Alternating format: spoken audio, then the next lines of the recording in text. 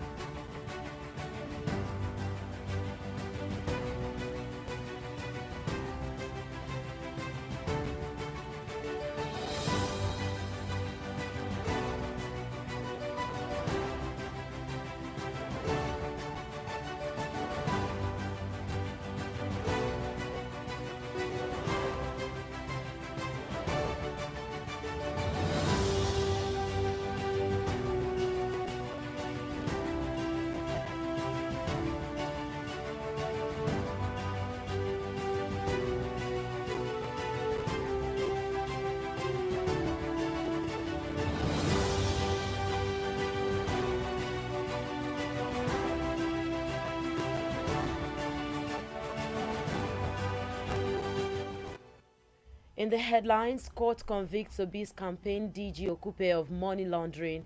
Emir praises Diamond at 2 charges Nigerians to be prayerful. PDP governorship candidate in Kwara calls APC government a setback to Kwara development. On the foreign scene, countries seal deal to protect nature despite DRC objection. And in sports, Benzema retires from international football. Good evening and thank you for joining us for the news around the world on Diamond 88.7 FM. I am Tobi Adebisi. You can listen to us via our website www.diamondfm.net or watch us live on Facebook at Diamond 887 FM and YouTube Diamond FM Ilorin. We bring you details of the news after this break. Do stay with us. I wish him well. Dr. Abubakar For the past 3.5 years, this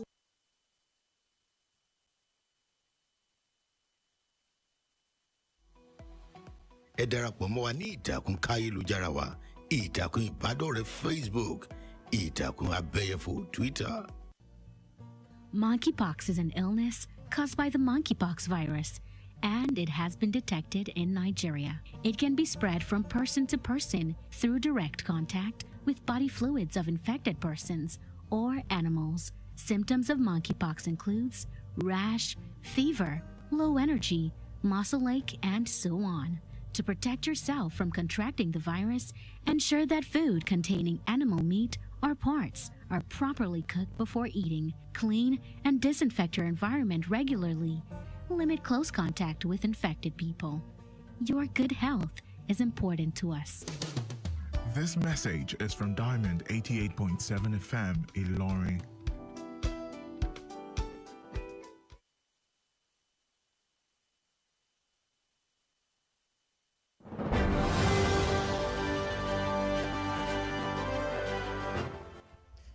You're welcome back.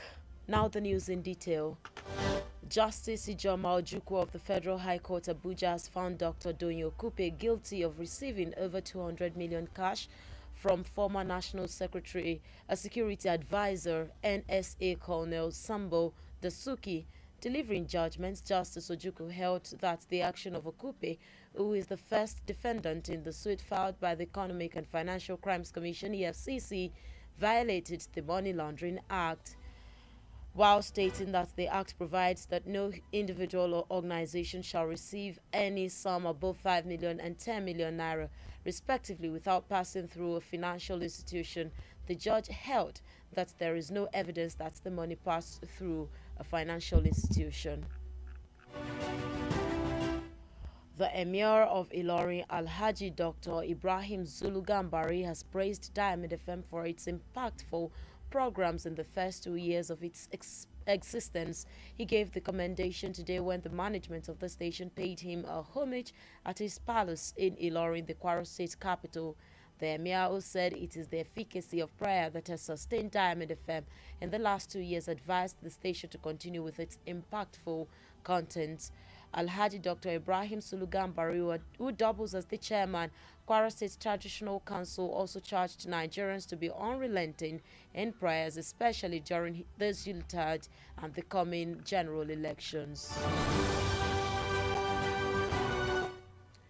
The Kwara State Road Traffic Management Authority, Kwatma, has warned motorists and other road users in Kwara State to be safety conscious and obey rules and regulations guiding the safe use of roads in the state. The acting chief executive officer of the authority, CRTO Abdul Hakim Adegboye, gave the warning today at the authority's headquarters in Abuja. He deployed 275 officers and men of the Authority for Special Operations and patrol of some critical areas in the state to ensure safety and orderliness before, during, and after the Christmas celebration. The acting CEO reassured road users of the authority's commitment to safety of lives and properties on the roads before, during, and after the celebrations. Further, directed that Gomo, Amoyo, Ajashepo, and other roads should be under 24-hour surveillance, and zonal officers assigned to the routes should be given prompt situation reports of their locations. Top political stalwarts and candidates of the People's Democratic Party, PDP, in Kwara State have thrown encomium on the national and state leader of the party, the former Senate President of the 8th National Assembly, distinguished Senator Abubakar Bukola Saraki, on his 60th birthday. Our correspondent Mahmoud Lawal reported that the Kwara State gubernatorial candidate Shoaib Yaman Abdullahi and the Kwara South senatorial candidate led the main angle of the state, to which the Waziri of Ilorin, describing him as a top model of governance and leadership.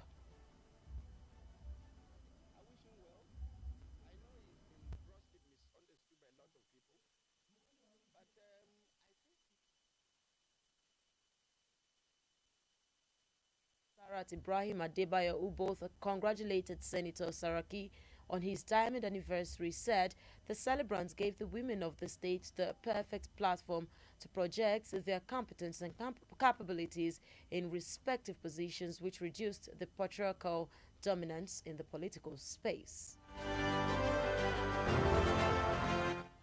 The special prayer session was anchored by top Islamic leader Sheikh Sanus Shehu. The chief imam of Ilorin, Sheikh Mohammed Bashir, led the prayer session with other top imam and Islamic scholars such as Sheikh Damboronu, the Ajanosi Agba of Ilorin, Imam Imale, and others. And still in Kwara State, the People's Democratic Party, PDP governorship candidate Shoaib Yaman Abdullahi has described Governor Abdurrahman Abdurrazak-led administration as a step backward in transiting the state to greater height. Our correspondent Mahmoud Lawal reported that Shoaib Yaman stated this while addressing journalists in Ilorin during the special prayer session held on the occasion of Senator Bukola Saraki's birthday.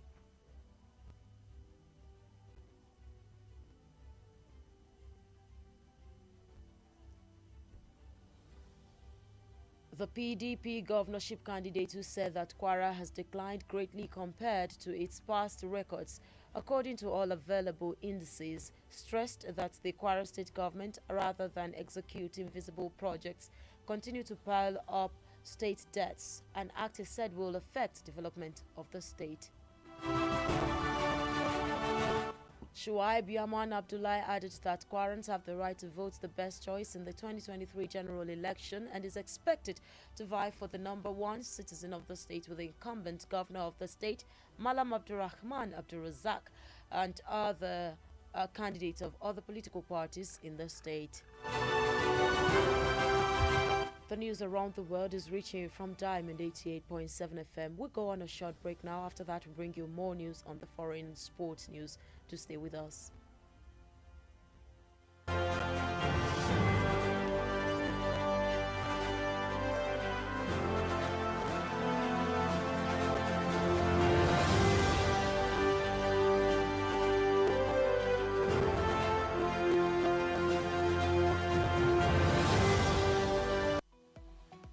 Follow us on social media, Facebook, Twitter and Instagram at Diamond 887 FM. Diamond FM, shining supreme.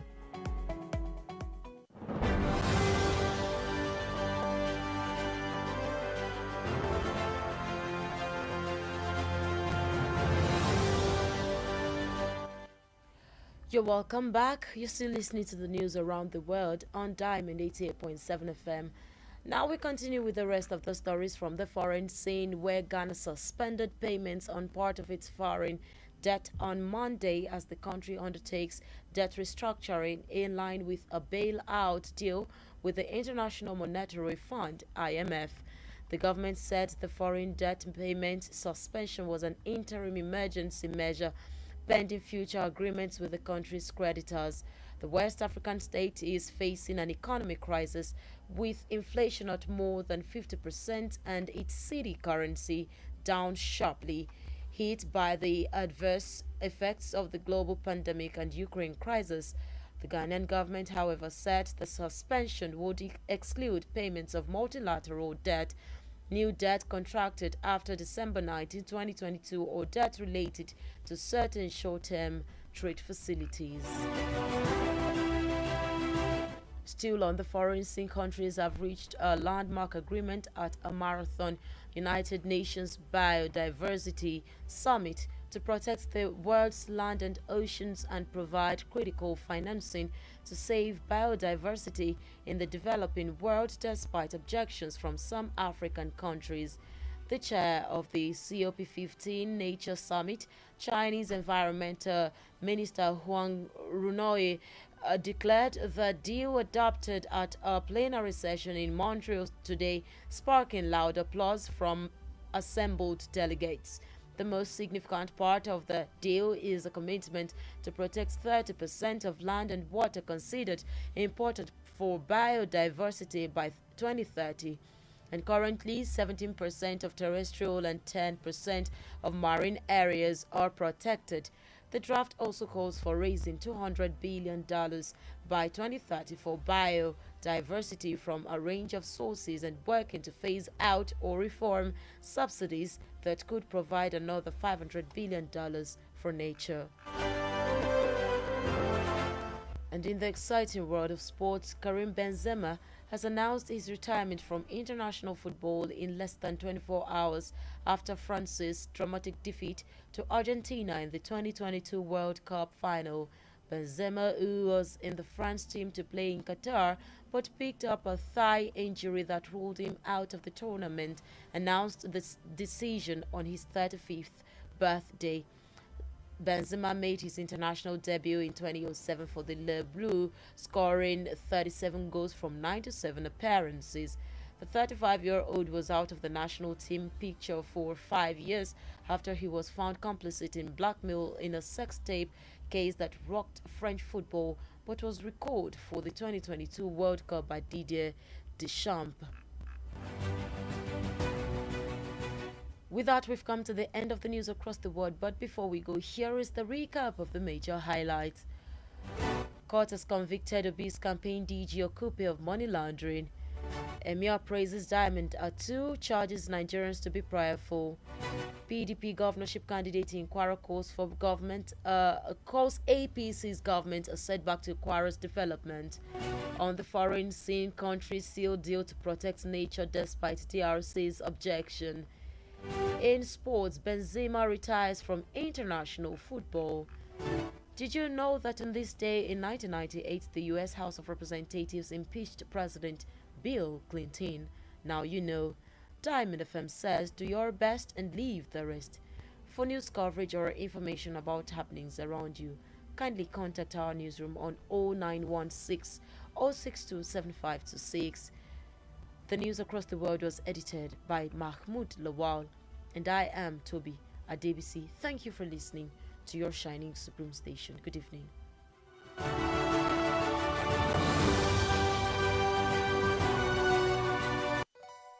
For up-to-date news reported across the globe, be rest assured you're on the right radio dial. Diamond 88.7 FM Ilorin, your shining supreme station. Diamond FM Ìlọrin àwa là ń tún iṣẹ́ ètò ìgbóhùnsáfẹ́fẹ́ rọ lọ́nà tó nítumọ̀. Diamond FM Ìlọrin àwa là ń gbé ìròyìn àwọn ìṣẹ̀lẹ̀ orin àtàwọn ohun amúlùdùn yògbà tí ò láfijọ́ ṣe ti aráyé. Láti inú yàrá ìròyìn Diamond 88.7 FM Ìlọrin ìròyìn àgbáyé.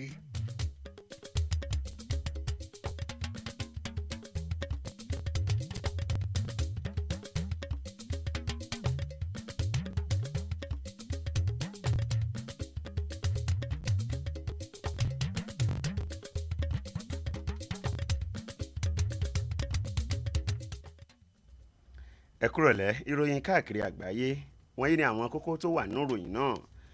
Ilé ẹjọ́ sọ pé alága ètò ìpolongo ìbò bí jẹ̀bi ẹ̀sùn kíkówó lọ́nà àìtọ́. Ẹ̀mí àgbóríyìn fún Diamond FM tó pé ọdún méjì bẹ́ẹ̀ ni wọ́n gba àwọn ọmọ Nàìjíríà nímọ̀ràn láti tẹra mọ́ àdúrà.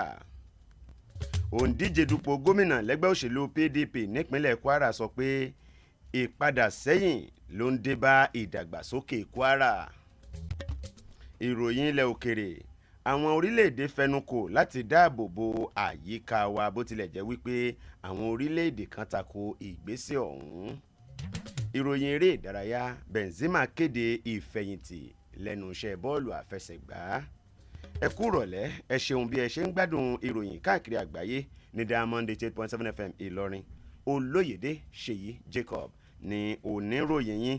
Ẹ tún lè gbọ́ wa lórí ìtàkùn ẹ̀rọ ayélujára www.diamondfm.net. Ẹ lè rí wa wò lórí Facebook at Diamond 887 FM àti YouTube Diamond FM Ìlọrin. Ẹ̀kúnrẹ́rẹ́ ìròyìn káàkiri àgbáyé yóò dé sí etígbọ̀ yín lẹ́yìn ìdánudúró ráńpẹ́ yìí. ẹ ǹlẹ́ o ẹ̀yin ẹlẹ́gbẹ́mẹgbẹ́ ẹgbẹ́ mi ti kọ́lé ńlá ó yẹ kémi náà ó ti kọ́ ẹgbẹ́ mi ti rọkọ̀ bọ̀gìnì ó yẹ kémi náà ó ti rà ẹgbẹ́ mi ti ṣègbéyàwó ó yẹ kémi náà ó ti ṣe ẹgbẹ́ mi ti rèlú òyìnbó ó yẹ kémi náà ó ti lọ ẹgbẹ́ mi ti joyè láwùjọ ó yẹ kémi náà ó ti jẹ ó wá dáa bẹ́ẹ̀ bákan méjì nílé ayé ẹgbẹ́ rẹ tó ti dẹni àná ńkọ́ ǹjẹ́ o rántí ẹgbẹ́ rẹ tó wà nípò àìsàn ọ̀pọ̀ ẹgbẹ́ rẹ̀ ń bẹ lọ́gbà ẹ̀wọ̀n ó yẹ kíwọ náà ti lọ ọ̀rẹ́ mi dẹ́kun àti máa wago aláago ṣiṣẹ́ má fààyè rẹ̀ wáyé aláyé adélé ayé la pàdé ọ̀tọ̀ọ̀tọ̀ láàrin wá ìgbà àti àsìkò wà fún oníkálukú ìkànnì Diamond 88.7 FM ló sọ wípé ìgbà lè máa gbà ọ́ lọ́wọ́ lónìí kọ́ sùúrù ìgbà náà ń bọ̀ wá gbà ọ́ ìgbà tiẹ̀ náà ń bọ̀ wá dé má kánjú jọlọ́run lọ. Ọ̀rọ̀ ìmọ̀ràn yín wá láti iléeṣẹ́ Diamond 88.7 FM.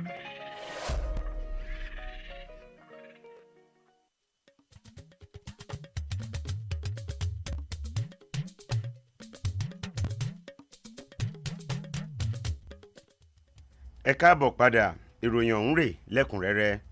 Adájọ́ Ijeoma Ojukwu ti ilé ẹjọ́ gíga ìjọba àpapọ̀ nílùú Àbújá dájọ́ pé Dóyin Òkúpè jẹ̀bi ẹ̀sùn kíkówó lọ́nà àìtọ́ látàrí wípé ó gba owó tí iye rẹ̀ tó 200 mílíọ̀nù láì jẹ́ kí owó ọ̀hún gba báǹkì kankan láti ọwọ́ olùdámọ̀ràn ètò ààbò orílẹ̀-èdè wa Nàìjíríà Colonel Sambo Dasuki.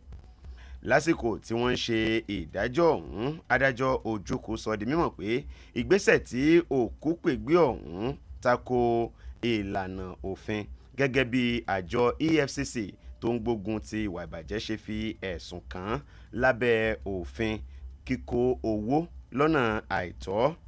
Wọ́n ṣàlàyé wípé ó jẹ̀bi kíkó owó lọ́nà àìtọ́ torí wípé òfin ti sọ di mímọ̀ wípé ẹnìkan kò gbọ́dọ̀ gbà ju mílíọ̀nù 5 sí 10 náírà lákìí ṣe pé owó ọ̀hún gba báǹkì tàbí ilé ìfowópamọ́ kan kọjá.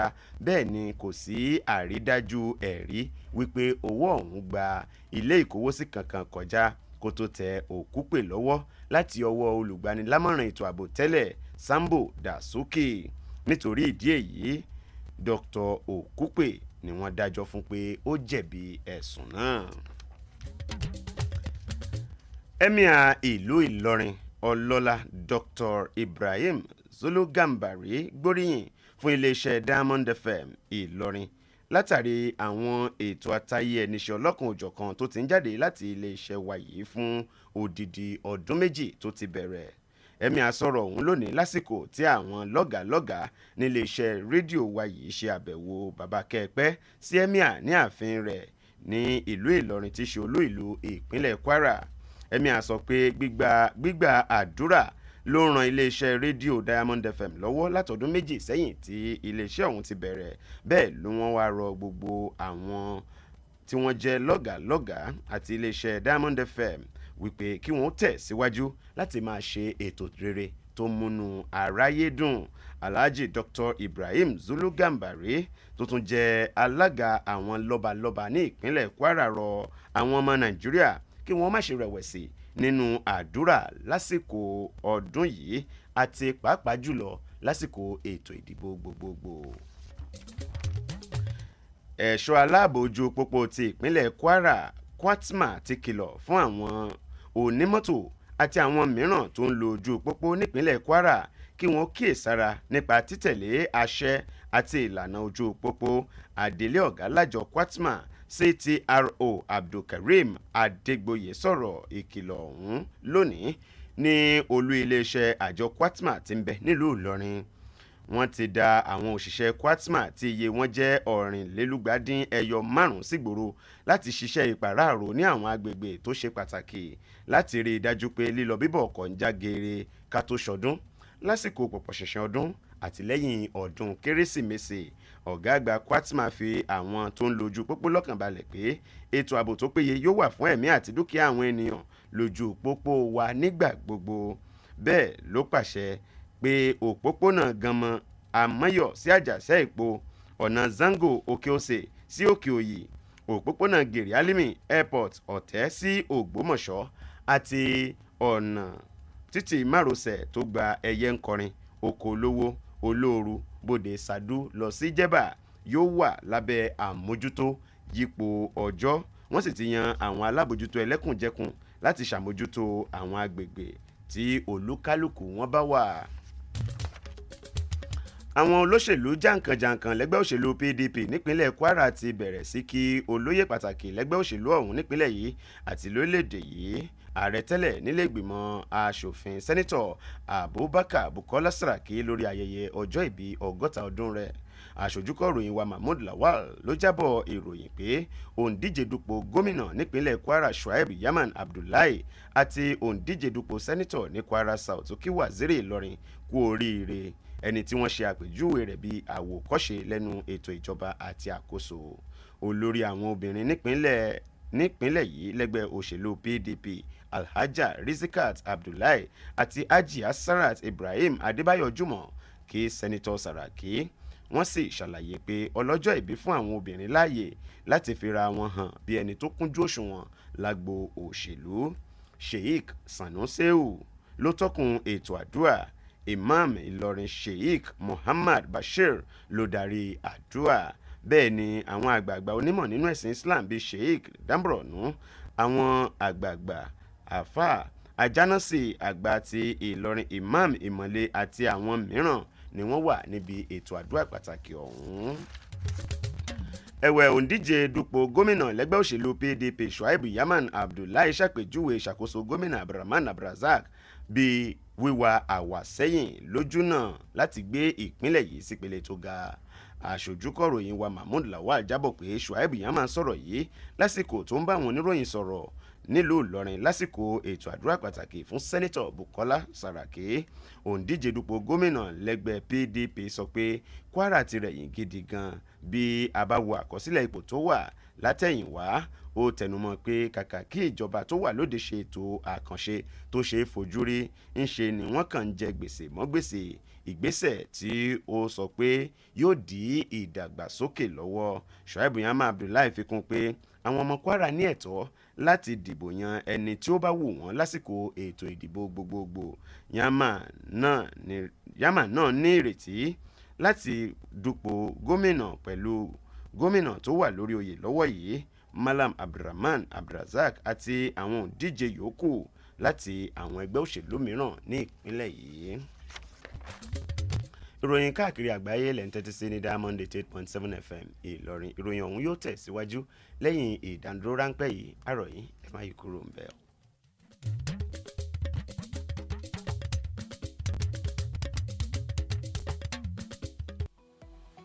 ẹ darapọ̀ mọ́ wa ní ìtàkùn káyélujára wa ìtàkùn ìbádọ́rẹ̀ẹ́ Facebook ìtàkùn abẹ́yẹfò Twitter àti Instagram lórí Diamond 887 FM Diamond FM Shining Supreme.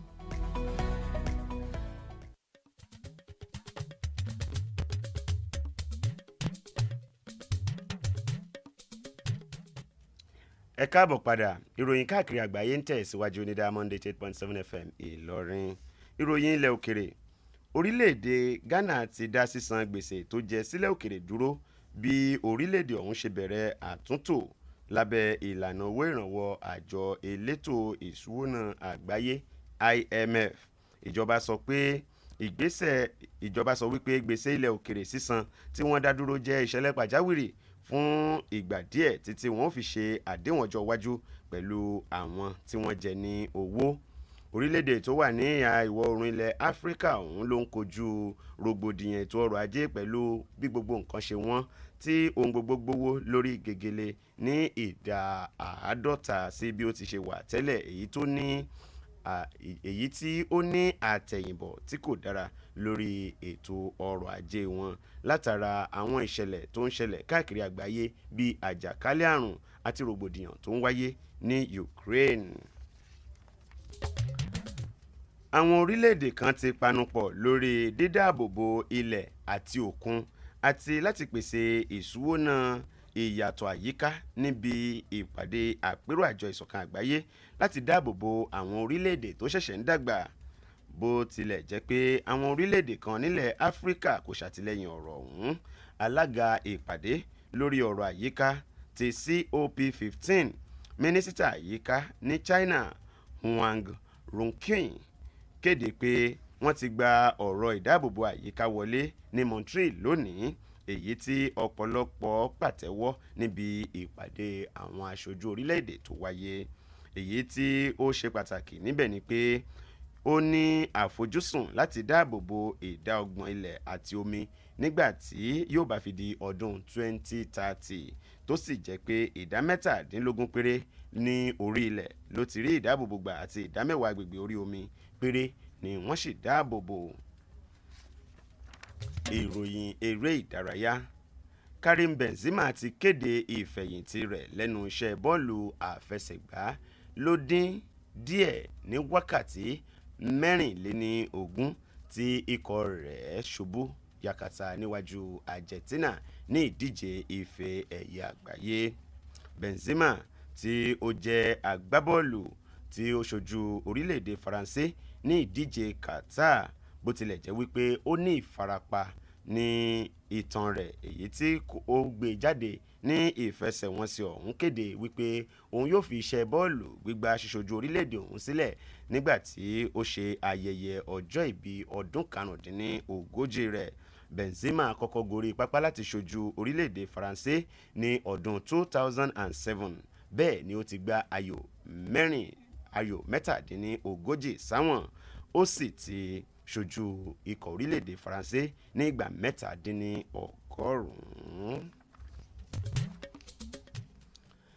Ìròyìn káàkiri àgbáyé wa fún ti ìrọ̀lẹ́ òní kò ní ju báyìí lọ. Ká tó dánu dúró lórí ìròyìn náà, ẹgbọ́n àwọn kókó tá a ti mẹ́nubà nínú ìròyìn ọ̀hún lẹ́ẹ̀kan sí i. Àfitóyin létí pé ilé ẹjọ́ ti dá alága ètò ìpolongo ìbò Òbí lẹ́bi pé ó jẹ̀bi ẹ̀sùn kíkó owó lọ́nà àìtọ́. Ẹ̀mí àgbóríyìn fún Diamond FM tó pé ọdún 2, bẹ́ẹ̀ ni ọlọ́lá rọ àwọn ọmọ Nàìjíríà láti kún fún àdúrà. Òǹdíje dupò gómìnà lẹ́gbẹ́ òṣèlú PDP nípínlẹ̀ Kwara sọ pé àwàsẹ́yìn ni ó ń dé bá ètò ìdàgbàsókè Kwara. Ìròyìn ilẹ̀ òkèrè láti fi tó yín létí wípé àwọn orílẹ̀-èdè fẹnukò láti dáàbòbò àyíká bó tilẹ̀ jẹ́ pé àwọn orílẹ̀-èdè kan kò tẹ̀lé ìlànà ọ̀hún. Ìròyìn eré ìdárayá láti jẹ́ kí ẹ mọ̀ wípé Benzema kéde ìfẹ̀yìntì rẹ̀ lẹ́nu bọ́ọ̀lù àfẹsẹ̀gbá. ká tó máa lọ ẹgbẹ́ iṣẹ́ pàtàkì tí a ní fún yín yìí. Ǹjẹ́ o mọ̀ pé nírú ọjọ́ òní yìí lọ́dún 1998 ní ilé ìgbìmọ̀ aṣojú ilẹ̀ Amẹ́ríkà rọ ààrẹ Bill Clinton lóyè? Ní báyìí ó ti mọ̀. Diamond FM ń sọ fún ọ lónìí pé gbìyànjú ohun tí agbára rẹ bá ká, fi yòókù sílẹ̀ fún Ọlọ́run. Bí ó bá ní ohunkóhun tí ẹ fẹ́ fi tó àwọn akọ̀ròyìn wa létí, ẹ pè sórí nọ́mbà ìbánisọ̀rọ̀ 091-6062-7526. Mahmood Lawal ni olóòtú ìròyìn káàkiri àgbáyé wa ti ìrọ̀lẹ́ òní. Oloyede Seyi Jacob ló tú sí èdè àbínibí tó mú wá sí etí ìgbọ́ yín. Ẹ ṣeun bí ẹ ṣe ń tẹ́tí gbọ́ ìkànnì wa, ìkànnì yín tó tàwọn yọ yìí.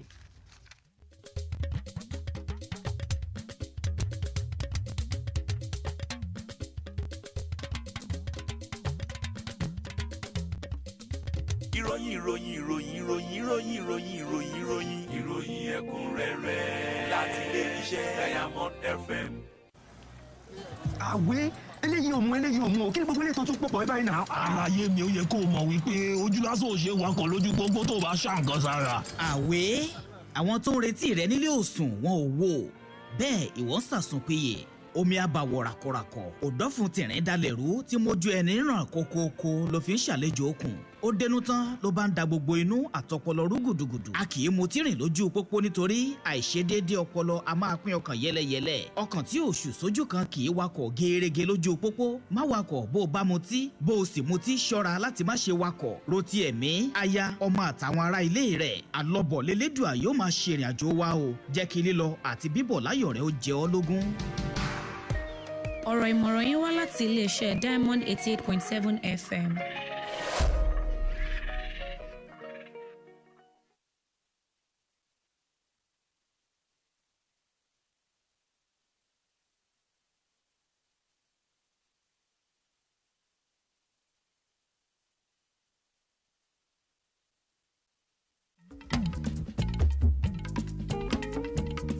gẹ́gẹ́ bí àkókò ẹ̀rùn ṣe ti kásẹ̀ ńlẹ̀ tá a ti wà báyìí ẹ̀yin èèyàn wa ẹ jẹ́ ká ní àkíyèsí tó yẹ gẹ́gẹ́ bí ìgbésí ààbò ara wa nítorí ìfura lóògùn àgbà. ẹ jọ̀wọ́ ẹ má fọwọ́ kan àwọn ohun tó ń lo iná mọ̀nàmọ́ná nígbà tí ẹ bá wọ ìbọ̀wọ́ tàbí wọ bàtà sẹ́sẹ̀. ẹ má súnmọ́ bí táwọn okùn iná mọ̀nàmọ́ná bá ti dẹnu kọlẹ̀ torí pé ó léwu púpọ̀. ẹ jìnnà sábẹ́ igi àbí òpó náà àti ẹ̀rọ transformer bójò bá ń rọ̀. ẹ rí i dájú pé ẹ ń lo ohun ààbò fáwọn ohun gbogbo tí ń lo náà nílé àbí lọ́fíìsì.